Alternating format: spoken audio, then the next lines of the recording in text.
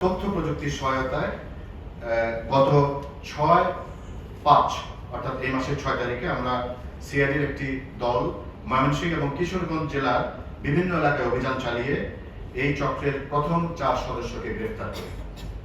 প্রথমে গ্রেফতারকৃত এই 4 সদস্যের বা আসামির দেওয়া তথ্য মতে এবং সাইবার পুলিশ সেন্টারের আমাদের যে 24/7 অনলাইন সার্ভিলেন্স যে ডেটা আছে সেটা নিখুঁত বিশ্লেষণ করে আমরা গতকাল 16 তারিখ 16/5/2026 নরসিংদী জেলার পলাশ থানা এবং ঢাকার ধানমন্ডি এলাকা থেকে অভিযান চালিয়ে আমরা এই চক্রের আরও 4 জনকে গ্রেফতার করি এবং আমরা তাদের কাছ থেকে বিপুল পরিমাণ ডিজিটাল ডিভাইস, গুরুত্বপূর্ণ আলামত জব্দ করেছি। আলামতের মধ্যে রয়েছে 13টি মোবাইল ফোন, যার মধ্যে প্রথম অভিযানে 7টি এবং দ্বিতীয় অভিযানে 6টি মোবাইল ফোন উদ্ধার করা হয়। এছাড়া আমরা সর্বমোট 20টি সিম উদ্ধার করি এবং প্রথম অভিযানে যে 2টি সিম আমরা উদ্ধার করি সেই 2টি সিম হচ্ছে বিকাশ এজাহারভুক্ত বিকাশ এজেন্ট সিম এবং দ্বিতীয় অভিযানে আমরা 18টি বিভিন্ন অপারেটরের সিম কার্ড উদ্ধার করি। প্রাথমিক জিজ্ঞাসাবাদে গ্রেফতারকৃতরা অনলাইন গ্যামলিং, ডিজিটাল হুন্ডি কার্যক্রমের সঙ্গে তাদের সরাসরি সম্পৃক্ততার কথা স্বীকার করেছে। পাঞ্জাবের জগতে একটি বিশ্বস্ত নাম শাবাব এথনিক ওয়্যার।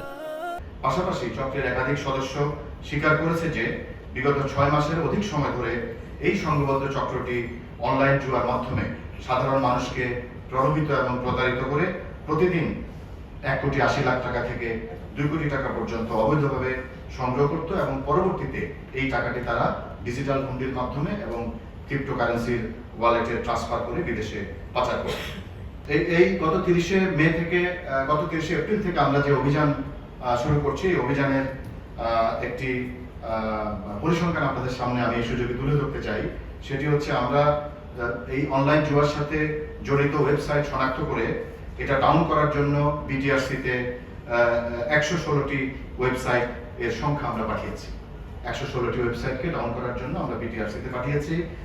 পাশাপাশি অবৈধ লেনদেনের সাথে সংশ্লিষ্ট বিএফআইতে আমরা এমএফএস যে মোবাইল ফিনান্সিয়াল সার্ভিস, এই সংখ্যা আমরা পাঠিয়েছি 879টি এবং অবৈধ লেনদেনের সাথে সংশ্লিষ্ট আমরা কিছু ব্যাংক অ্যাকাউন্ট পেয়েছি এবং সেই ব্যাংক অ্যাকাউন্টগুলো, সেই নাম্বারগুলো আমরা বিএফআইতে পাঠিয়েছি সর্বমোট 43টি। অনলাইন জুয়া ও সংশ্লিষ্ট অবৈধ আর্থিক কার্যক্রম প্রতিরোধে সিআইডির সাইবার মনিটরিং কার্যক্রম নিয়মিত পরিচালিত হচ্ছে।